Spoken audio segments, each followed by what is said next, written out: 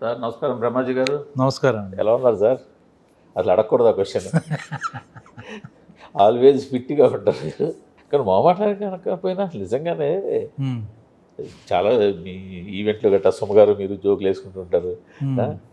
ఎలాగే సార్ ఆ ఫేస్లో మార్పులు లేకుండా ఉండ ఆ సెక్యూరిటీ అని చెప్తే కొంచెం జనాలు కూడా ఉపయోగపడుతుందేమో. అంటే లోపల క్లీన్గా ఉండాలండి, అప్పుడు అది రిఫ్లెక్ట్ అవుద్ది ఫేస్ మీద. ఇప్పుడు లోపల అంతా criminal mind, negative thoughts, jealousy అని వాళ్ళు పోవాలి.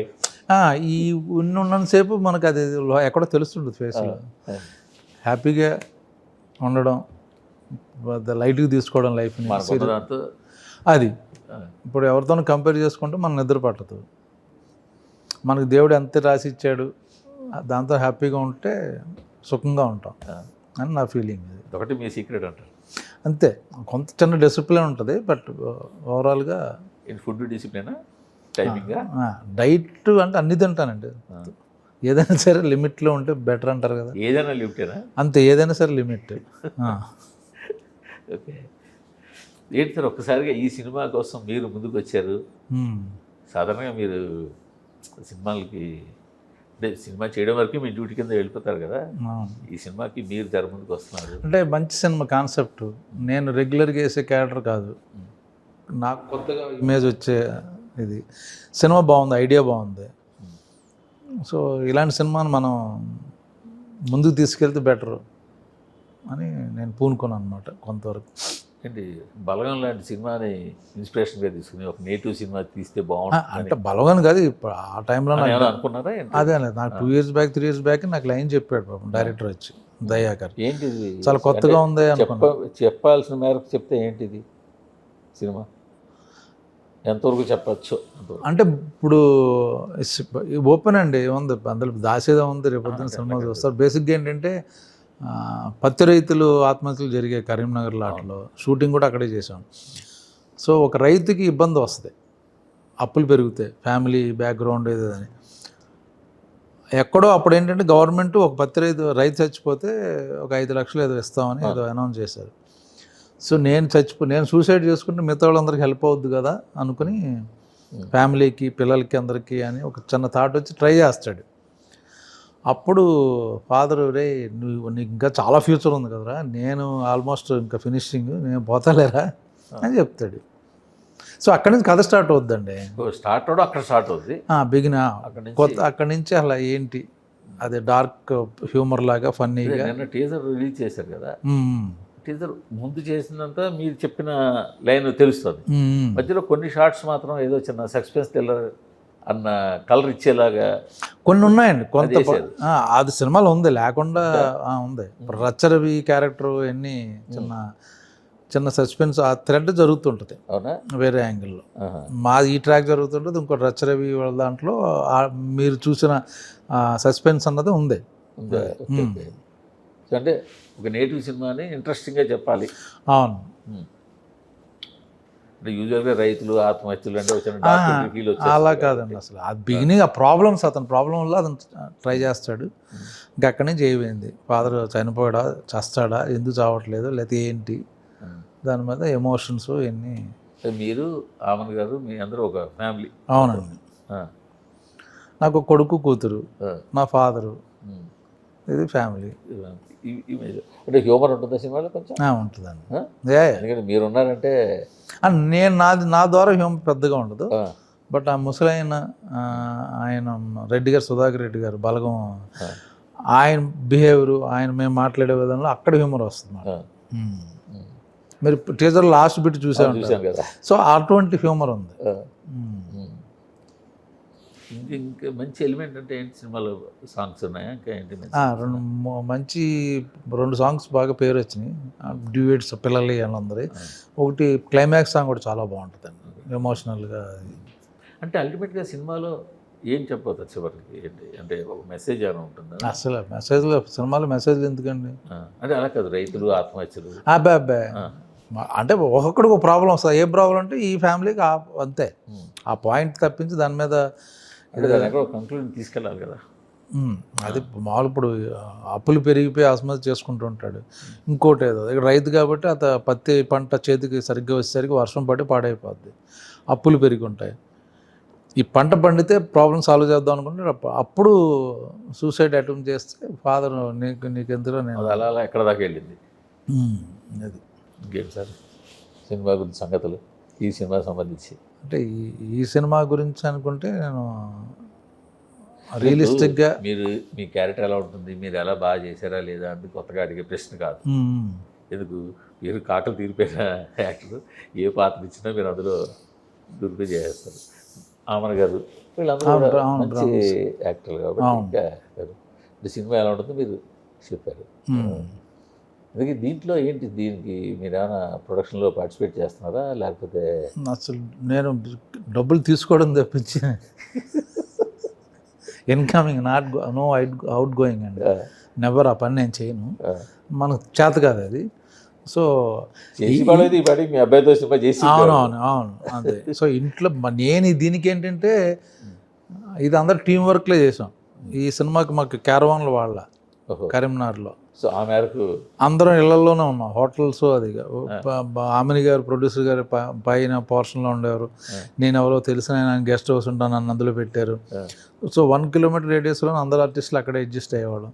సో డే అండ్ నైట్ పనిచేసేవాళ్ళం. సో కొంచెం కోఆపరేట్ చేశారు అది అవును ప్రొడక్షన్కి. అంతేనా? రెమ్యునరేషన్ కూడా కోఆపరేట్ చేశారు? అంతే కదా, అన్నీ కలిపితే ఈ సినిమా అయింది. లేకపోతే అలా ఉంచేసి ఈ పెర్క్స్ అన్ని కూడా కన్సిడరేషన్. అది అవును అంతవరకు. అంటే ఇలాంటి మంచి సినిమా అంటే నేను రెమ్యునరేషన్ పెద్ద పట్టించుకోనండి. నాకు కొత్త అటెంప్ట్, కొత్త స్టోరీ అన్ని. ఇప్పుడు ఇలాంటి సినిమాలకి మనం తీసుకున్న రెమ్యునరేషన్ అంటే కాస్ట్ ఆఫ్ ప్రొడక్షన్ నా రెమ్యునరేషన్ సరిపోద్ది. అందుకని చాలామంది చేస్తుంటారు అలాగే. ఇప్పుడు చాలామంది ఆర్టిస్టులు నచ్చితే వచ్చి మీరు వాళ్ళ కోఆపరేట్ చేస్తూ ఇలాంటి సినిమా చేసినప్పుడు ఆ యంగ్ క్యారెక్టర్కి మీ అబ్బాయిని తీసుకోమని అడగడం కానీ అలాగే పెట్టనండి, అలాగే అడగను. వాళ్ళు అడగాలి పెట్టండి అని. నేను పాప అతను ఇప్పుడు డైరెక్టర్ ఎవరిని ఒక అతను అనుకుంటాడు, నేను వచ్చి దూరి ఆ క్యారెక్టర్ మావాడికి అంటే అది పాప అతనికి అన్యాయం చేసినట్టు ఉంటుంది. ఆ ముందే వచ్చి అప్పుడు కాస్టింగ్ అవ్వలేదు అనుకోండి సపోజ్, అప్పుడు మేబీ సజెస్ట్ చేయొచ్చు. లేకపోతే ఆపోజిషన్లో నేను ఒకప్పుడు ఉంటే ఎవరో వచ్చి హీరో వచ్చి మార్చేసాడు నన్ను బయట చెప్పుకుంటాడు. ఎవరో మీ అంతటి మీరు ఎక్కడ మీ అబ్బాయి కోసం అడుగుతున్నట్టు కనిపించట్లేదు. తెలిసిన డైరెక్టర్ వాళ్ళకి తెలుసు కదా ఉన్నాడని, మనం పెద్ద అడగక్కర్లే. కొంచెం మా బాగా ఫ్రెండ్స్ ఉన్నా చూడే ఉన్నా డిఫరెంట్ రోల్స్ చేద్దాం అనుకుంటున్నాడు, విలన్ చేద్దాం అనుకుంటున్నాడు అంటే ఓకే అయితే అలా జరుగుతుంది. హీరోగా చేయాలి అనుకోవట్లేదు. అదే లేదు అన్నీ మీరు అదే లేదు సిక్ అయ్యి ఉండలేదు కాబట్టి వాళ్ళు ఇన్ని సంవత్సరాల పాటు మీరు ఉన్నారు, ఇన్ని వెర్స్టైల్ క్యారెక్టర్ని చేసుకుంటే. ఇప్పుడు హీరో చాలా కష్టం సార్. ఇప్పుడు ప్రజెంట్ జనరేషన్లో సోలో హీరో అవడం అనేది ఇప్పుడున్న లాస్ట్ 2 years నుంచి మారిపోయింది మొత్తం. OTT and huge big movies. So ఎవరైనా సరే సోలో హీరో ఒక 3-4 హీరోలు కాంబినేషన్లు అలా చేయడం తప్పించి, ఇప్పుడు మ్యాడ్ అనే సినిమా చూడండి, ఈ కైండ్ ఆఫ్ సినిమా ఉంటుంది తప్పించి సోలో హీరోలు చిన్న హీరోలకి వర్కౌట్ అవుతుంది. బిజినెస్ పరంగా కానీ థియేటర్కల్ కానీ పని అవ్వదు యాక్చువల్. ఇప్పుడు ఈ రియలైజేషన్ మీకుంది, మీరు ఎన్నో జర్నీ చేస్తున్నారు, అప్పటి నుంచి కూడా మీకు తెలిసింది. అప్పుడు కూడా మీరు చేసి ఫేస్ చేసి వచ్చి అదే రిలేషన్ మీ అబ్బాయి కూడా ఉందా? తను మొదటి నుంచి అదేం లేదు, ఓపెన్గా తను మంచి క్యారెక్టర్ నేను చేస్తాను అదే ఫస్ట్ నుంచి ఉంది తనకి. మరి ఎందుకని ఇంకెక్కువ రావట్లేదు? ఎక్కువ ఇంకా తను ఏదో మొన్న సినిమా ఆడలేదు, సరే ఆగుతారు కదా, కరెక్ట్గా ఆడడంతో సంబంధం లేదు కదా, ఆగుతారు కదా ఏం చేయాలి ఏంటి మంచి స్క్రిప్ట్ వస్తా దాని గురించి తప్పించి ఇంకా ప్రతిదీ వచ్చిందల్లా చేసేయడం లేకపోతే డెస్పిరేషన్ లేడు. బ్రహ్మాజీకి సోషల్ మీడియాలో వదిలేస్తే ఇండస్ట్రీలో మంచి పేరు ఉంది, మంచి రిలేషన్స్. అంటే సోషల్ మీడియాలో బ్యాడ్ నేమ్ ఉందా? అంటే మీరు ఉన్నట్టు ఏదో తారాజోలో విసురుతుంటారు, అది సరదాగా. అప్పుడు బోరు కొడద్దు, లేకపోతే ఎప్పుడు బాగున్నారా, చాలా బాధ్యతగా వ్యవహరించండి, ఫలానా వారికి జన్మదిన శుభాకాంక్షలు, ఇదే సుత్తి తప్ప ఏముంటుంది చిన్న. అంటే నేను అంతకుముందు ఇప్పుడు ఎక్స్, ఇప్పుడు అది ఇప్పుడు ఎక్స్, అప్పుడు ట్విట్టర్ కదా, ఇప్పుడు ఎక్స్ ఏముంటుంది. అంతకుముందు బాగుండేది నాకు సరదాగా. నేనేదో అంటే వెనిల్ కిషోర్ ఏదో అని అడుగుతా, ఇంకో సాయి ధర్మ తేజ్, ఇలా సరదాగా నవ్వుకునేవాళ్ళం. ఇప్పుడు it's not social media, anti social ఇది. సో అది యాంటీ సోషల్ అంటారా? ఇప్పుడు యాంటీ సోషల్. ఒకటి అన్నాం అనుకోండి, రే ఏం చెప్తున్నారో నువ్వు తెలుసులేరా, ఒరే ముయ్యరా, ఒకడు ఏంట్రా సంబంధం లేదు. ఇలా అయిపోయినాయి. అంటే పేటీఎం బ్యాచ్లు ఎక్కువైపోయినాయి. అంటే పలానా వాడు వీళ్ళకి సంబంధించిన వాడు ఆపోజిషన్ వీడు ఏదైనా సరే కౌంటర్ ఇవ్వడం. మీరు వాళ్ళని పేటీఎం బ్యాచ్ అనొచ్చు. ఉన్నారు ఇప్పుడు. అంటే they only for they take money and criticize particular people they getting money, అంతేగాని మీరు వాళ్ళని పేటీఎం బ్యాచ్ అని అనొచ్చు అన్నారు కూడా. అవును, వాళ్ళు మరి అనకూడదా? ఏ ఉద్దేశంలో అనాలి? నేను ఏరా ఒరే అని అనకూడదా మిమ్మల్ని? నేను ఒరే నేను అన్న కదా వాళ్ళని. మరి మీరు పేటీఎం బ్యాచ్ అనడం చిన్న విషయం కాదు కదా. ఏది వాళ్ళని they take money, they profession అండి వాళ్ళది. అది తప్ప అంత తెలిసిన విషయం. అది ఒక ఆర్గనైజేషన్ కొంతమందిని డబ్బులు ఇచ్చి కొంత నెగిటివ్ ఏంటి పార్టీలో కూడా పొలిటికల్ పార్టీస్ కూడా పెట్టుకున్నారు. వాళ్ళు వింగి పెట్టుకుంటారు, సోషల్ మీడియా వింగ్ అని పెట్టుకుంటారు. అదే వాళ్ళు జీతాలు ఇచ్చుకుంటారు. అవును, అదే అంటున్నాను. వాళ్ళేంటి ఇప్పుడు ఆ పలానా గవర్నమెంట్ ఏదైనా సరే మీద పడిపోతారు. సో అది డ్యూటీ అది. అలాగే చాలా చోట్ల చాలా అన్ని రకాలలో ఉన్నారు అన్ని మనుషులు. సో వాళ్ళు ఇప్పుడు మీరు ఏదో అన్నారు అనుకోండి, ఆ జోవెల్కి తీసుకొచ్చి నేను ఒక అమ్మాయి ఫోటో పెడతారు, సినిమాకి వెళ్తాను, దానికి రకరకాలుగా పెడితే ఎలా ఉంటుంది మీకు అర్థమైందా? అదే వాళ్ళు యాంటీ సోషల్ అని కానీ పేటీఎం బ్యాచ్ అని కానీ అన్న కదా. మీరు అనాలేంటి తెలిసిందే కదా. డెఫినెట్గా యాంటీ సోషల్. మీరు సరే ఇప్పుడు పలానాడికి డబ్బులు ఇచ్చాను, ఏరా ఆడికి ఇస్తావు మా వాడికి ఇవ్వా, ఇది లేకపోతే ఆంధ్ర వాడికి ఇచ్చావు తెలంగాణకి ఇవ్వా, లేకపోతే కేరళలో జరిగితే నీకేంటి అంటే ప్రతి దానికి ఇప్పుడు కొన్ని సెన్సిబుల్ విషయాలకు వచ్చినప్పుడు అందరూ అటాక్ చేయొచ్చు. ఒక కాంట్రవర్సీ టాపిక్ తప్పలేదు. నేను సరదాగా జోవిలిగా పెడుతుంటాను.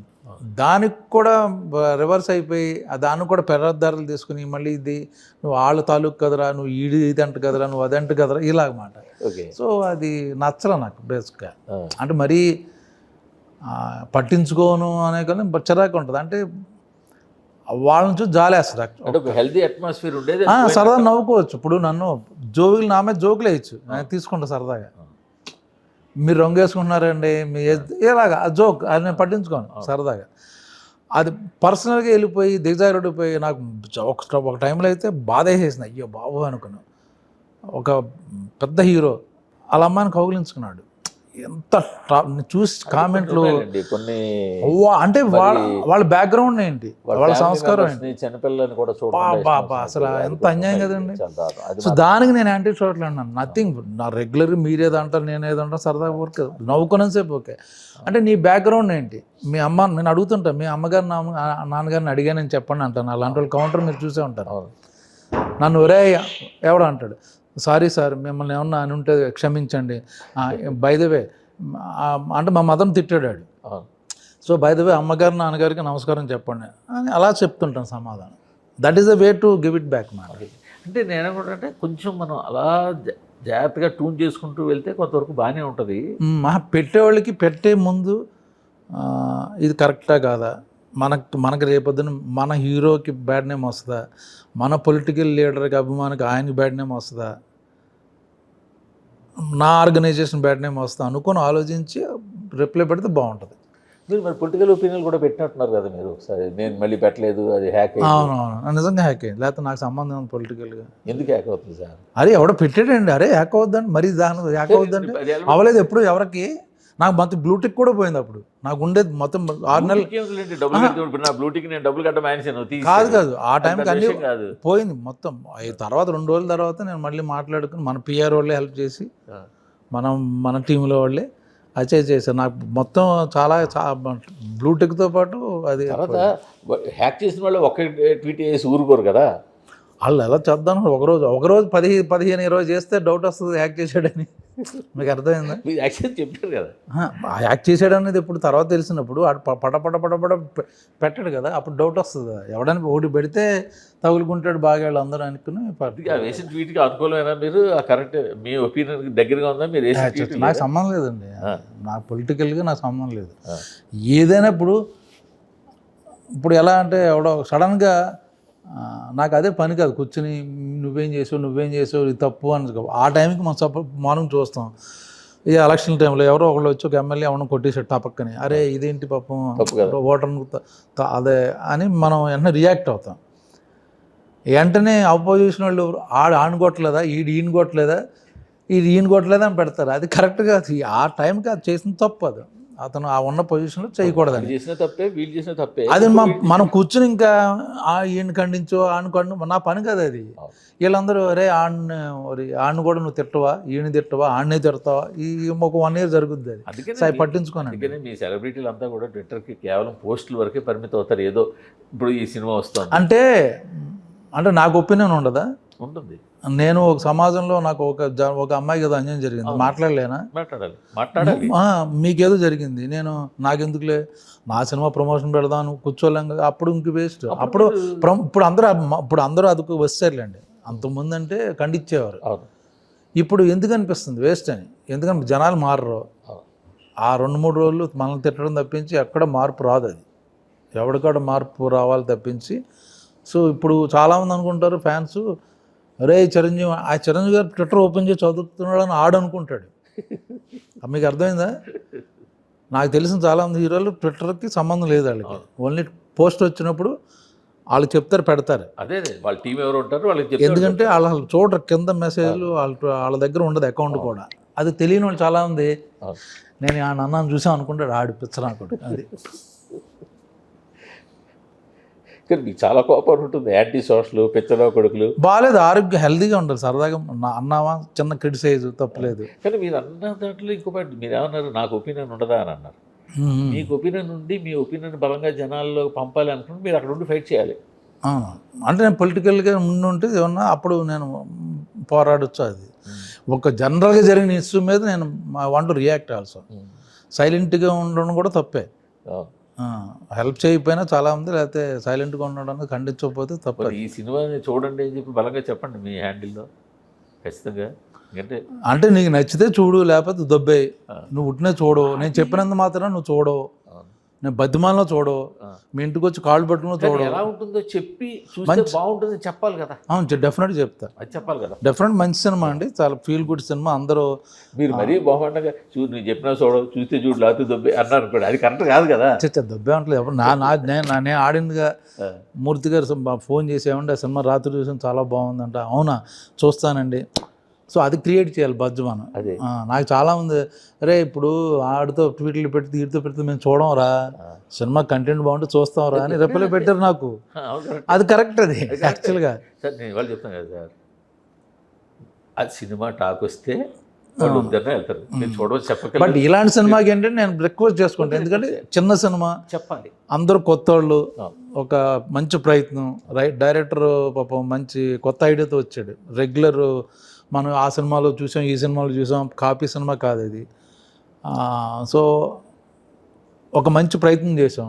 బలగం సినిమా మీరు సేమ్ అలాగ ఆదరిస్తే ఇంకా మంచి మంచి సినిమాలు వస్తాయి. ఇది ఇప్పుడు మీరు కూడా ఈ సినిమాని అంటే మంచి సినిమాని నమ్ముతున్నారు కాబట్టి ఇండస్ట్రీలో కాస్త పెద్దవాళ్ళకి లైక్ దిల్ రాజు గారు కావచ్చు, నాగవంశీ కాస్త పెద్ద ప్రొడ్యూసర్ చూపించి వాళ్ళ చేత పోస్టులు వేయించి వాళ్ళ చేత బయట ఇస్తే ఇంకా బాగుంటుందేమో కదా. డెఫినెట్గా అండి. ఎందుకు మీకు ఇప్పుడు షోలు కూడా వేస్తారు, మీకు నచ్చింది అనుకోండి మీరే రాస్తారు, చాలా బాగుంది, మేము అదే హెల్ప్ అవుద్ది. యాక్చువల్గా మీడియా చాలా హెల్ప్ అవుతుంది. సినిమాకి 100% మీడియా అండ్ పెద్ద పర్సనాలిటీలు హెల్ప్ అవుతారండి సినిమాకి.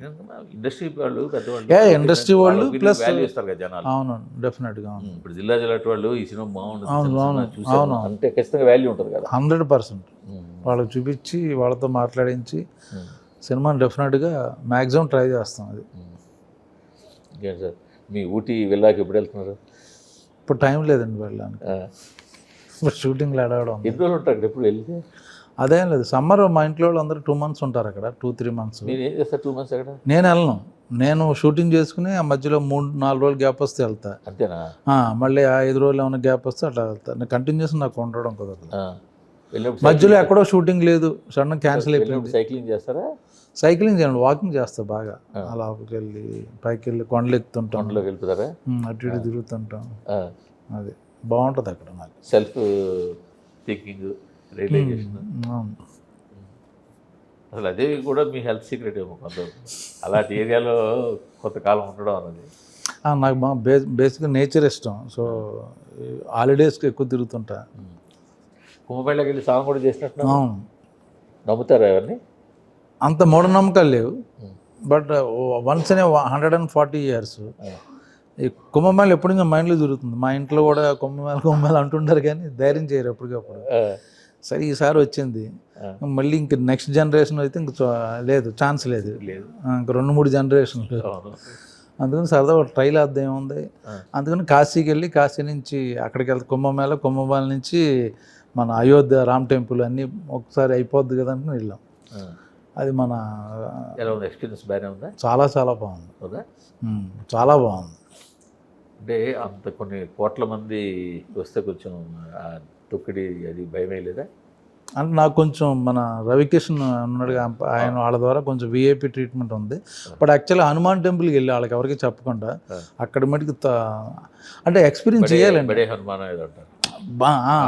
అది అవును అవును చూసేంతసేపు కూడా లేదు, తోసేస్తున్నారు. బట్ అప్పటికి ఎంత సెక్యూరిటీ పెట్టిన మనిషి పెట్టుకున్నాడు నన్ను. అయినా అది ఒకటి ఎక్స్పీరియన్స్ చేసాం. సో ఇంత క్రౌడ్ కూడా విజువల్ చూడాలి కదా, అది చూడాలి, ఆ ఎక్స్పీరియన్స్ అవన్నీ వస్తాయి. కోట్ల మందిని ఒకే ప్లేస్లో చూడడం అనేది చాలా థ్రిల్లింగ్గా ఉంటుంది. అదే సినిమా వీడియోలో చూడడం కన్నా అందుకని ఆ ఎక్స్పీరియన్స్ కోసం ఆ ఎక్స్పీరియన్స్ కూడా వచ్చింది. మన అఘోరా దగ్గరికి వెళ్ళాను, ఒకడు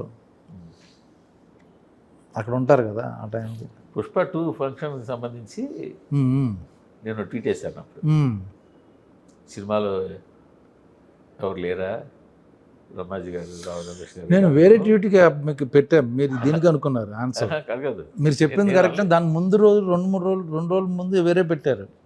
నేను పెట్టి ఫంక్షన్కి పిలవలేదా, పిలిస్తే వెళ్ళలేదా అని పెట్టాను. ఆ తర్వాత 2 డేస్కి మీరు వెల్ సెట్ అని ఆ టైప్లో ఏదో ఒకటి పెట్టారు. అది యాక్చువల్ దీనికి కాదు, అంతకు ముందు ఏదో పెట్టారు 2 రోజుల ముందు. బాగా కరెక్ట్గా చెప్పారండి అన్న, దేని గురించి నాకు గుర్తులేదు కూడా. దీని గురించి కాదు మీరు దీనికి లేటెస్ట్గా పెట్టింది కనెక్ట్ అయిపోయింది. నాకు ఒకటి చెప్పండి, పుష్ప 2 ప్రీ రిలీజ్ ఫంక్షన్ మీరు ఎందుకు ఆడలేదు? పిలిచారా లేదా? ఆర్టిస్ట్ని పిలవలేదండి, పిలవలేదు. ఆర్టిస్ట్ని అప్పుడు అనుకున్నారు ఊరినే ఆ టైంకి. నేను కూడా అదే ఆ టైంకి ఆర్టిస్ట్ని పిలవలేదు. పుష్ప 2 లాంటి ఫంక్షన్కి పిలిస్తే వెళ్ళకుండా ఉండరు. అవునవును, వెళ్ళలేదు అంటే ఖచ్చితంగా అప్పుడు ఆ పర్టికులర్ దానికి ఆర్టిస్టులు వద్దు అనుకున్నారు. ఇంకోటి దానికి ఆర్టిస్టులతో సహా అలాగే. ఇంకా తర్వాత మీకు తెలిసింది చేయలేకపోయారు కదా. అది యాక్చువల్ ప్లాన్ ఏంటంటే ముందు ఫంక్షన్ దేనికి కూడా తర్వాత ఇంకా ఆర్టిస్టులు ఎవరిని పిలవాలి. అవునవును, మొదటి దానికి శ్రీలీల గారు, రష్మిగా, అనసూయ ముగ్గురు వచ్చినట్టు. అవును, మిగతా అన్ని బన్నీ గారు ఒకరే. అంటే ఇంక మిగతా అంటే ఇప్పుడు తమిళనాడు, బాంబే మేము వెళ్ళక్కర్లేదు కదా. అది వేరే అన్ని ప్లాన్. అంత పెద్ద ఫంక్షన్ మన పిలవలేదు, నేను ఫీల్ అయ్యారు కొంచెం. లేదు సార్, ఇప్పుడు అక్కడికి వెళ్ళి ఎవడో మనల్ని తోసేసి ఎందుకు దోస్తారు మిమ్మల్ని చెప్తారు. మీకు తెలీదా?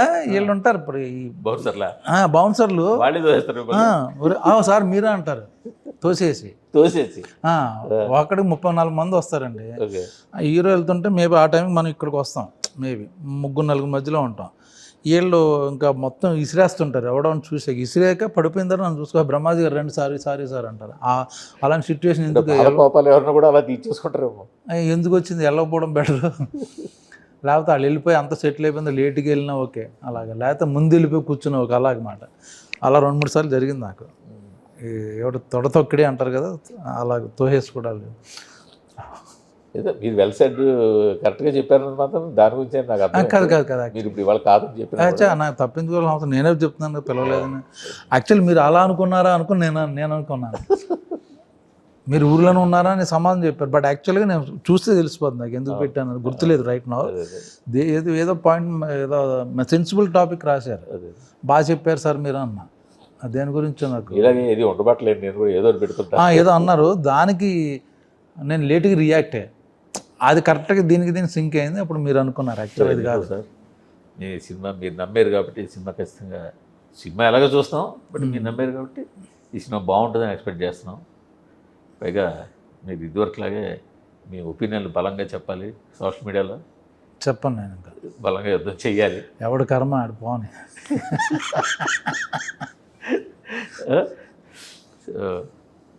మరోసారి మరీ కలుద్దాం సార్. డెఫినెట్గా, థ్యాంక్ యూ.